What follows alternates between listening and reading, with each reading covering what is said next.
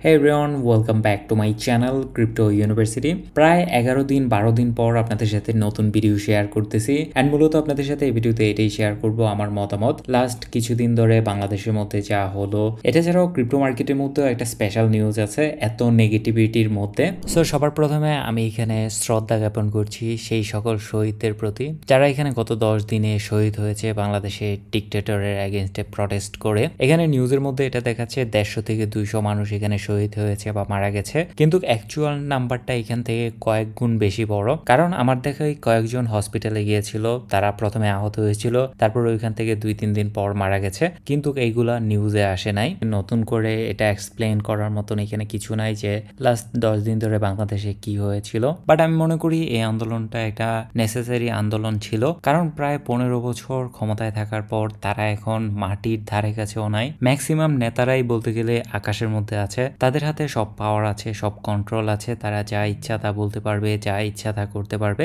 এবং এই আন্দোলনটার মাধ্যমে অন্তত ফার্স্ট মুভটা আমরা নিতে পেরেছি, সেটা হলো জনগণ যদি একত্রে হয় তাহলে তার সামনে পুলিশ হোক, আর্মি হোক বা যে কোনো পাওয়ারই হোক না কেন সেটা টিকতে পারবে না। আমি এটা নিয়ে অলরেডি একটা ভিডিও রেকর্ড করেছিলাম, কিন্তু ভিডিওটা আপলোড করার আগেই সারা দেশে ইন্টারনেট বন্ধ করে দেওয়া হয় এবং ভিডিওটা আর আপনাদের সাথে শেয়ার করা হয় নাই। যাই হোক, বর্তমানে পরিস্থিতি ঠান্ডা আছে। স্টিল এইখানে যদি আমি কোনো একটা ওয়েবসাইটে ঢুকতে যাই 5 মিনিট ওয়েট করতে হয়, এত পরিমাণ লোডিং হয়। এই পরিস্থিতি কবে ঠিক হবে? এখনো বলতে গেলে কারফিউ চলতেছে। রাস্তায় বের হলে সেনাবাহিনীর গাড়ি দেখতে পাওয়া যায় এবং প্রতি মোড়ে মোড়ে পুলিশ, সেনাবাহিনী, বিজিবি এই ধরনের আইন শৃঙ্খলা বাহিনীর সদস্যরা উপস্থিত আছে। সো বলতে গেলে ফুল কান্ট্রি এক ধরনের লকডাউনের মধ্যে আছে। এবং আমি এখানে সবাইকে রিকমেন্ড করব, আমরা তো সবাই এখানে আন্দোলনের মধ্যে শরিক হতে পারি নাই ডিরেক্টলি, কিন্তু যারা এখানে এই আন্দোলনের মধ্যে আহত হয়েছে বা নিহত হয়েছে তাদেরকে আমরা সাপোর্ট করার চেষ্টা করব। নেক্সট টাইম যদি ক্ষমতায় বসে থাকা টেররিস্টদের এগেনস্টে যদি এই ধরনের কোনো আন্দোলন হয় তাহলে আমরা সবাই ট্রাই করব শরিক হওয়ার জন্য, জয়েন করার জন্য। কারণ লাস্ট 10 দিন বাংলাদেশের যে অবস্থা ছিল, এই অবস্থা যদি কোনোভাবে কন্টিনিউ করা যেত তাহলে খুব ইজিলি এই অবৈধ সরকারকে কিক করে বের করে দেওয়া যাইতে পারত। কিন্তু তারা সকল ধরনের ইন্টারনেট বন্ধ করে দিয়ে মাঠে সেনাবাহিনী, পুলিশ, বিজিবি যত ধরনের আইন শৃঙ্খলা বাহিনী আছে এবং তারা যে কোনো মূল্যে এই আন্দোলনটাকে স্টপ করতে চেয়েছে, কারণ তারা জানে তারা যদি ক্ষমতায় না থাকে তাহলে তাদের পরিস্থিতি কি হবে। সো সবাইকে এটাই রিকমেন্ড করব, নিজের অধিকার আদায় করতে মাঠে নামতে ভয় পেলে হবে না। আবার অনেক সাধারণ মানুষ আছে যারা পলিটিক্স কম বোঝে, তারা এই ধরনের নাটক রেগুলারই এখন দেখতেছেন টিভির মধ্যে। আমি রিকমেন্ড করব সবাইকে জাস্ট একবার চিন্তা করে দেখার জন্য লাস্ট 15 বছর ধরে দেশে কি চলতেছে। আপনারা সবাই বুঝতে পারবেন যে এখানে কি ধরনের অভিনয় চলতেছে। যাই হোক, আমাদের এই চ্যানেলের মধ্যে পলিটিক্স নিয়ে আমরা খুব একটা কথা বলি না, আমরা মূলত ক্রিপ্টো মার্কেট নিয়ে ইন্টারেস্টেড। তো ক্রিপ্টো মার্কেটের মধ্যে বেশ কিছু আপডেট আছে যেগুলো আমি আপনাদের সাথে শেয়ার করতে পারি নাই, কারণ দেশে ইন্টারনেট ছিল না এবং আমি কোনোভাবে বাইরেও যাইতে পারি নাই, বিকজ রাস্তাঘাট সবকিছু বন্ধ ছিল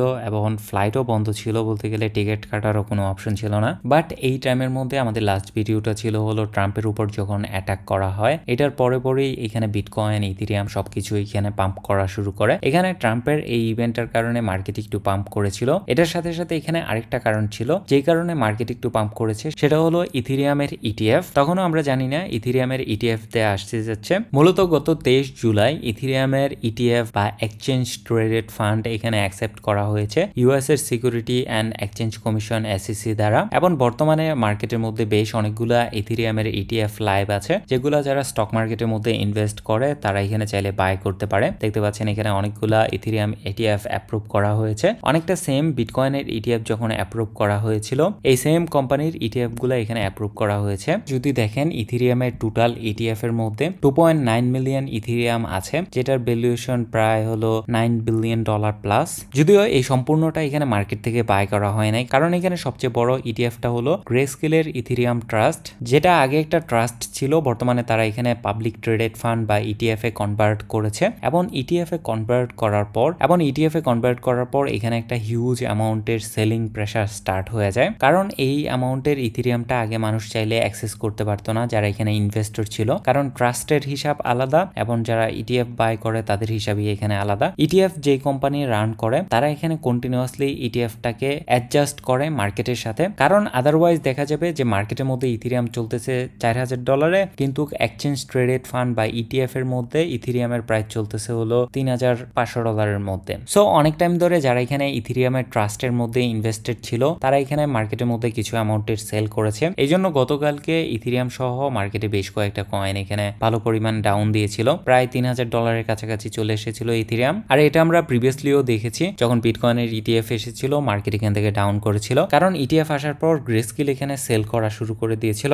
সো আই হোপ বিষয়টা আপনারা বুঝতে পেরেছেন। যদিও ইথেরিয়ামের ইটিএফ আসার নিউজটা একটা ভালো নিউজ, কিন্তু স্টিল এইখানে মার্কেটের মধ্যে কিছু সেলিং প্রেসার আছে। এই সেলিং প্রেসারটা যদি শেষ হয় তাহলে আমরা ইথেরিয়ামের মধ্যে ভালো মুভ দেখতে পারবো। নাও এখানে কথা হলো আমরা নেক্সট কিরকম মুভমেন্ট দেখতে পারবো নেক্সট কয়েক মাসের মধ্যে। আমি প্রিভিয়াস ভিডিওগুলোতে আপনাদের সাথে অলরেডি এটা শেয়ার করেছি যে আমরা এখানে নেক্সট মার্কেটের মধ্যে কিরকম মুভমেন্ট দেখতে পারবো। বর্তমানে বিটিসি বা ফুল মার্কেট একটা কনফিউশন জোনের মধ্যে আছে বা মিডিয়াম জোনের মধ্যে আছে। বিটিসি এখানে অনেকটুকু পাম্প করেছে, প্রায় $15,000 থেকে এখন $70,000 কাছাকাছি চলতেছে, এবং গত ফেব্রুয়ারি থেকে মার্কেট জাস্ট এই $70,000 থেকে $60,000 ভিতরেই ঘোরাঘুরি করতেছে। যাই হোক, আমরা যেটার জন্য ওয়েট করতেছি যে আরেকটা র্যালি কখন আসবে, এরকম একটা বড় জাম্প কখন আসবে। এরকম জাম্প যে কোনো সময় মার্কেটের মধ্যে আসতে পারে, কিন্তু এখানে আপনি যদি ফুল ইকোনমিক বিষয়টা বোঝার চেষ্টা করেন তাহলে এখানে পজিটিভ নিউজ বা গুড নিউজ তো হচ্ছে, যাতে করে মার্কেটের মধ্যে একটু ইন্টারেস্ট আসতেছে বাইরে থেকে, কিন্তু মার্কেটের মধ্যে কিন্তু লিকুইডিটি নাই। হিউজ অ্যামাউন্টের বাইং যে হবে ওরকম কিন্তু বাইং হচ্ছে না।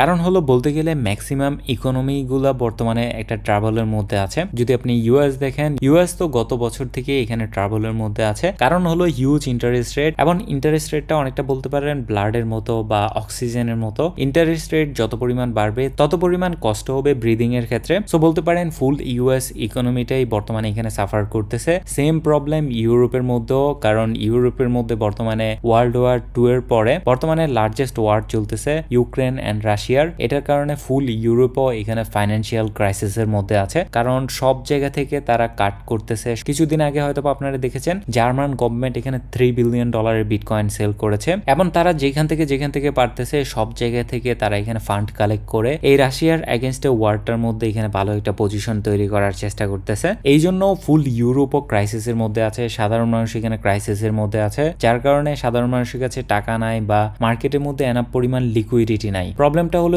এই জায়গায় সব জায়গা থেকে লিকুইডিটি সরে যাচ্ছে বা সব জায়গা থেকে টাকা এখানে অন্যদিকে মুভ হচ্ছে। এই জন্য ক্রিপ্টো মার্কেটের মধ্যে এনাফ পরিমাণ টাকা আসতেছে না। ম্যাসিভ পরিমাণ নিউজ আসার পরেও বিটিসি এখনো $100,000 এখানে ক্রস করে নাই, কারণ দেখতেই কিন্তু লাস্ট কয়েক মাসে এখানে বিশাল কয়েকটা নিউজ আসলো। বিটকয়েনের হালভিং আসলো, বিটকয়েনের ইটিএফ আসলো, তারপর হলো ইথেরিয়ামের ইটিএফ আসলো। এই নিউজগুলো যদি 2021 সালে হতো বা 2022 সালে হতো তাহলে বিটিসি অলরেডি $100,000 ক্রস করে $150,000 এর দিকে চলে যেত, কারণ ওই টাইমে মার্কেটের মধ্যে হিউজ অ্যামাউন্টের লিকুইডিটি ছিল। সো এখানে লিকুইডিটিটা হলো মেইন ব্যাপার, আর এটার জন্য আমাদেরকে এখানে আরো কিছু টাইম ওয়েট করতে হবে, কারণ হলো নভেম্বরে এখানে ইউএস প্রেসিডেন্সিয়াল ইলেকশন, এবং যদি এখানে ইলেকশন হয় এবং আমি মনে করি ট্রাম্প এখানে জিতবে, কারণ ট্রাম্পের যে অপোনেন্ট আছে ওইগুলার জিতার সম্ভাবনা খুবই কম। সো ট্রাম্প যদি এখানে জিতে তাহলে ইউরোপের জন্য একটা ভালো নিউজ হলো রাশিয়া এবং ইউক্রেনের যুদ্ধটা এখানে সেটেল হয়ে যাবে, কারণ যেভাবে হোক সে এখানে সেটেল করে ফেলবে, এবং ইউরোপ এই প্রবলেমটা থেকে আস্তে আস্তে বের হওয়ার চেষ্টা করবে বা আস্তে আস্তে বের হবে,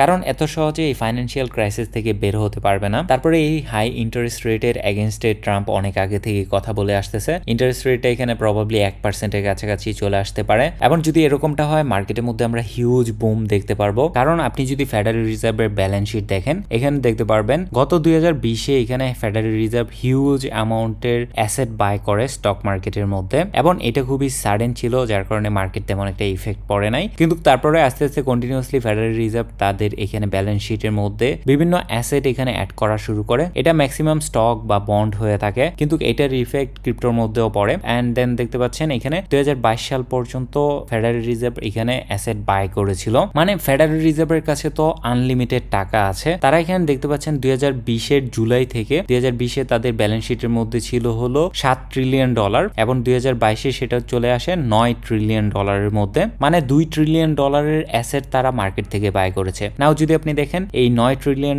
থেকে কন্টিনিউয়াসলি তারা এখানে মার্কেটের মধ্যে তাদের অ্যাসেট ডাম্প করাচ্ছে, এবং বর্তমানে আছে এগেইন $7 ট্রিলিয়ন কাছাকাছি, মানে $2 ট্রিলিয়ন অ্যাসেট তারা সেল করেছে মার্কেটের মধ্যে। সো বুঝতে পারছেন মার্কেটের মধ্যে এখন লিকুইডিটি কম। সো এই জন্য আমাদেরকে আরো কিছু টাইম এখানে ওয়েট করতে হবে। অনলি যদি এখানে ট্রাম্প ইলেক্টেড হয় তাহলে আমরা এখানে একটা ভালো কিছু দেখতে পারবো, ফুল বিষয়টা চেঞ্জ হবে। নতুন করে ট্রাম্প এখানে অ্যাপয়েন্ট করবে ট্রেজারি সেক্রেটারি বা এসএসসির চেয়ারম্যান বা ফেডারেল রিজার্ভের যে মেইন আছে সবাইকে। সো সো এটাই আমাদের নেক্সট আশা, যদি ট্রাম্প এখানে ইলেক্টেড হয় ফুল বিষয়টা এখানে চেঞ্জ হয়ে যেতে পারে, বা আগামী বছরের শুরুর টাইমটাতে আমরা ম্যাসিভ একটা বুল মার্কেট দেখতে পারবো, কারণ মার্কেটের মধ্যে ভালো ভালো নিউজ আসতেছে। এই কারণে মার্কেট এখানে একটু ডাউন গেলেও এগেন বাউন্স ব্যাক করে চলে এসেছে। দেখতে পাচ্ছেন বর্তমানে $৬৮,০০০ চলতেছে। কিন্তু আমরা এখানে যেটার কথা বলতেছি সেটা হলো অ্যাল্ট কয়েনের বুল মার্কেট। আপনারা হয়তো বা দেখেছেন 2021 সালে যে বুল মার্কেটটা ছিল, আমরা আশা করতেছি ওই বুল মার্কেটটার, কারণ ম্যাক্সিমাম মানুষই আমরা স্পটের মধ্যে বিভিন্ন অ্যাল্ট কয়েন বাই করে আছি। এখন অ্যাল্ট কয়েনের মধ্যে এরকম ভালো পরিমাণ মুভ আসতে গেলে অবশ্যই মার্কেটের মধ্যে ভালো লিকুইডিটি থাকতে হবে, তাহলে আমরা সব কয়েনের মধ্যে এখানে টাকা ইন হতে দেখবো এবং সব কয়েনই দেখবেন এখানে ভালো পরিমাণ পারফর্ম করবে। সো আই হোপ বিষয়গুলো আপনারা বুঝতে পেরেছেন যে মার্কেটের মধ্যে বর্তমানে কি হচ্ছে। আমি অলওয়েজ ট্রাই করি আপনাদেরকে বিষয়টা বোঝানোর জন্য যে অ্যাকচুয়ালি হচ্ছে কি এবং ফান্ডামেন্টালটা আমাদেরকে কোন দিকে ইঙ্গিত করছে বা ফান্ডামেন্টালটা কোন দিকে যাচ্ছে। যদি আপনি ফান্ডামেন্টাল ফলো করেন বা ফান্ডামেন্টাল ক্লিয়ার থাকে, তাহলে বাকি বিষয়গুলো আপনি অটোমেটিক্যালি ধরে ফেলতে পারবেন যে আপনার এখানে কি করা উচিত, বাই করা উচিত নাকি সেল করা উচিত। সো আই হোপ ভিডিওটি আপনাদের কাছে ভালো লেগেছে। যদি ভালো লাগে তাহলে ভিডিওতে লাইক দিবেন এবং আমাদের চ্যানেলটিকে সাবস্ক্রাইব করে দিবেন এই ধরনের ভিডিও পাওয়ার জন্য। আর আমি সবাইকে রিকমেন্ড করবো আমাদের টেলিগ্রাম চ্যানেলে জয়েন থাকার জন্য, কারণ এখানে অনেক পরিমাণে ইনফরমেশন আমরা শেয়ার করে থাকি। যেমন বিটিসির অ্যাকুমুলেশন চার্ট এখানে দেখাচ্ছে 2018-19 সালের, দেখতে পাচ্ছেন কত পরিমাণ বিটিসি অ্যাকুমুলেটেড হয়েছে এবং দেখতে পাচ্ছেন গত ইটিএফ এর হাইপটার সময় এখানে হিউজ পরিমাণ এখানে অ্যাকুমুলেশন হয়েছে। এইবারও বর্তমানেও এখানে হিউজ পরিমাণ অ্যাকুমুলেশন হয়েছে, তার মানে বিটিসি এখানে অ্যাগেন একটা র্যালি নিতে পারে। সো এই ধরনের অনেক অ্যানালাইসিস আপডেট এখানে আপনি পেয়ে যাবেন আমাদের টেলিগ্রাম চ্যানেলের মধ্যে। লিঙ্কটা ভিডিও ডিসক্রিপশনে দেওয়া আছে, আপনি চাইলে জয়েন হয়ে নিতে পারেন।